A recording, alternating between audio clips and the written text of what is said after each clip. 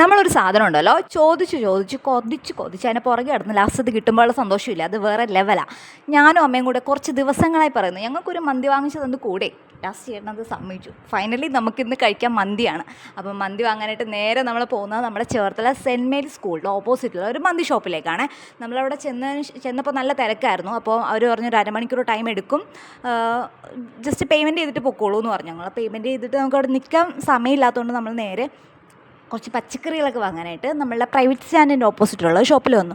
ഞങ്ങൾ സാധാരണ മിക്കപ്പോഴും പച്ചക്കറി വാങ്ങുന്നത് ഇവിടെ നിന്നാണ്, നല്ല ഫ്രഷ് വെജിറ്റബിൾസാണ്. അതിനുശേഷം നമ്മൾ നേരെ ഒരു ഷോപ്പിൽ പോയിട്ടുണ്ടായിരുന്നു, പക്ഷേ അതിൻ്റെ വീഡിയോ എടുക്കാനായിട്ട് വിട്ടുപോയേ. അങ്ങനെ നേരെ നമ്മൾ തിരിച്ച് നമ്മളുടെ മന്തി ഷോപ്പിൽ വന്നു. സംഭവം അവർ ഓൾറെഡി പാക്ക് ചെയ്ത് വെച്ചിട്ടുണ്ടായിരുന്നു, നമ്മളത് കളക്ട് ചെയ്തു. നല്ല സ്മെല്ലായിരുന്നു അവിടെ. ഞാൻ ഇവിടെ നിന്ന് ഇതുവരെ ട്രൈ ചെയ്ത് നോക്കിയിട്ടുള്ള മന്തി ചേർത്തിൽ തന്നെ വേറെ ഷോപ്പിൽ നിന്നൊക്കെ കഴിച്ചിട്ടുണ്ട്, ഇവിടെ നിന്ന് ആദ്യമായിട്ടാണ് കഴിക്കുന്നത് കേട്ടോ. നമ്മൾ നേരെ വീട്ടിൽ വന്നു. ഞങ്ങൾ അൽഫാം മന്തിയാണ് വാങ്ങിച്ചിരുന്നത് കേട്ടോ. നല്ല കിടു ടേസ്റ്റ് ആയിരുന്നു കേട്ടോ. റൈസിനൊക്കെ ഒരു രക്ഷയില്ല, അപ്പാര സ്മെല്ലായിരുന്നേ.